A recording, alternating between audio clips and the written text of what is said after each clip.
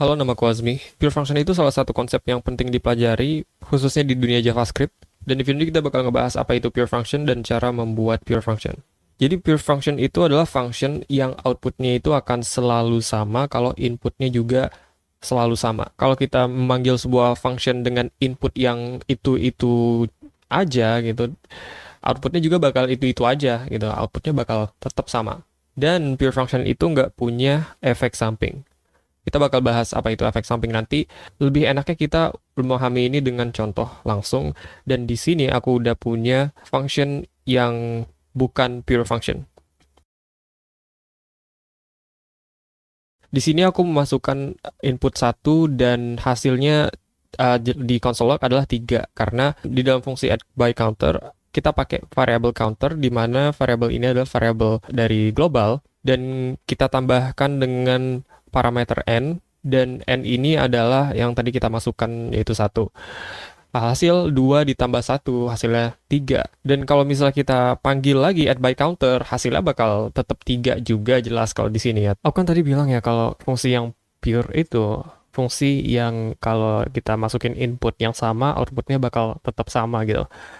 Dan ini outputnya sama gitu kan, dan inputnya juga sama. Berarti ini pure function dong gitu kan. Mungkin kelihatannya kayak outputnya bakal sama sih, tapi masalahnya adalah ketika program ini berjalan, kita nggak tahu counter ini akan selalu berisikan 2 atau nanti akan suatu saat ada yang merubah menjadi angka 3, menjadi angka 1. Jadi sebenarnya variable counter ini tidak dapat diprediksi, walaupun kelihatannya kita dapat memprediksi ini isinya 2 gitu kan ya, tapi suatu saat counter ini bisa diubah kapan saja gitu. Kapan saja, sama siapa saja, di mana aja, ini bisa diubah. Jadi itulah kenapa function ini tidak murni, karena kalau misalnya counter ini kita ubah, maka outputnya juga akan berubah. Beda ceritanya kalau kita punya variable sendiri di dalam function, kayak const counter misalnya, dan isinya 2. Kalau seperti ini, outputnya bakal konsisten tentunya. Karena nggak ada yang bisa merubah counter yang ada di dalam fungsi, selain fungsi itu sendiri. Jadi kita tahu apa yang bakal keluar, dan outputnya juga akan selalu konsisten. Contoh selanjutnya adalah function yang bukan pure function juga, dan ini bukan pure function karena mempunyai efek samping. Efek samping adalah sesuatu hal yang muncul atau yang berubah atau yang terjadi di luar fungsi. Misalnya di dalam function change username, aku ambil variable profile, di mana profile ini adalah variable global, dan kemudian aku panggil property username-nya, dan aku reassign dengan parameter username. Ketika kita panggil change username, yang terjadi adalah profile yang ada di global akan berubah. Karena variabel yang di luar function ini berubah, maka ini disebut efek samping. Kalau kita console log profilnya setelah panggil change username, kita lihat username-nya berubah. Cara kita merubah function ini jadi pure, kita buat parameter baru yang akan menerima objek profile.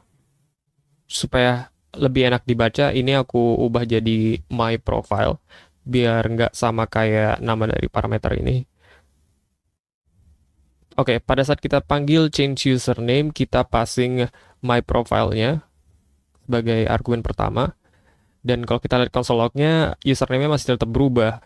Ketika kita membuat objek di JavaScript dan kita taruh di sebuah variabel seperti my profile, maka yang disimpan di variabel adalah bukan value dari objeknya, bukan isi dari objeknya, tapi referensi. Dan ketika kita passing variabel ini ke dalam sebuah fungsi, maka referensi itu yang bakalan dipakai, bukan objeknya. Jadi referensi dari profile ini adalah my profile, dan itulah kenapa ketika kita edit isinya .username, yang ini juga ikutan ke edit gitu. Jadi solusinya, kita harus membuat input ini menjadi immutable. Immutable itu artinya tidak bisa dimutasi, tidak bisa diedit. Jadi kalau misalnya kita punya objek my profile, kita nggak mau mengubah objek my profile ini. Caranya kita copy inputnya ini ke dalam suatu variabel misalnya. Di sini aku membuat objek baru dari hasil kopiannya profile. Di sini aku mencopy objek profile dengan spread operator. yaitu titik 3 yang aku tulis. Ini salah satu cara untuk mengcopy objek, atau bisa juga untuk mengcopy array. Hasil kopiannya ini kita masukin ke profile clone, dan yang kita edit sekarang adalah profile clone-nya. Hasilnya, ketika di console log my profile, username-nya bakal tetap jadi coding, dan kalau kita mau pakai profile clone ya kita tinggal return profile clone. Dan kita di sini ambil profilnya, misal aku namain second profile. Penulisan dari kode ini bisa kita persingkat lagi seperti ini. Kita tulis titik 3 profile seperti tadi, dan properti barunya adalah username. Dan isi dari username adalah username juga. Kode yang ini sama dengan kode yang ini. Perhatiin kalau kita punya nama properti dan nama isi yang sama username, ini bisa kita hapus yang bagian akhirnya, dan hasilnya bakal tetap sama, dan ini lebih singkat dan lebih enak dibaca.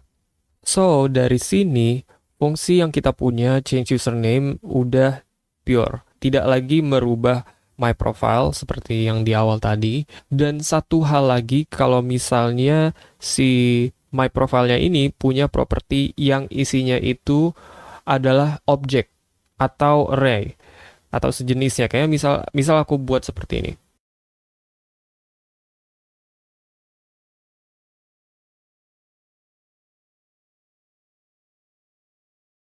Di sini objeknya aku tambahin property address yang isinya objek juga, dan functionnya adalah change address, sama mirip kayak tadi, kita ambil profile dan kita ambil argumen keduanya, dan kita punya profile clone yang isinya itu hasil dari kopiannya profile, dan kita akses address yang ada di profile clone, dan kita ubah city-nya jadi city, dan kita return profile clone-nya. Kemudian kita panggil change address-nya, dan kita ubah city jadi Jakarta.